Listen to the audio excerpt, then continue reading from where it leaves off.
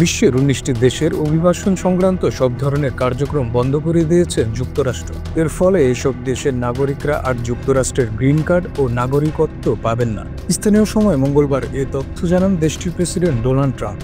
তিনি জানান, জাতীয় ও সাধারণ মানুষের নিরাপত্তার কথা চিন্তা করে এই সিদ্ধান্ত নেওয়া হয়েছে।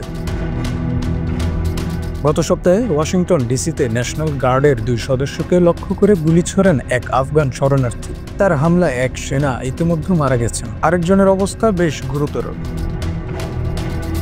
এরপর থেকেই তৃতীয় বিশ্বের দেশগুলো থেকে শরণার্থী নেওয়া বন্ধের ঘোষণা দেন ট্রাম্প।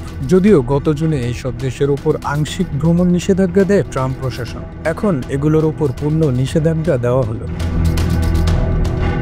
১৯টি দেশ হলো আফগানিস্তান, মিয়ানমার, চাদ, কঙ্গো প্রজাতন্ত্র, Guinea, Eritrea, Haiti, Iran, Libya, Somalia, Sudan, Yemen, Burundi, Cuba, Laos, Sierra Leone, Togo, Turkmenistan, Venezuela. Bangla affairs news desk.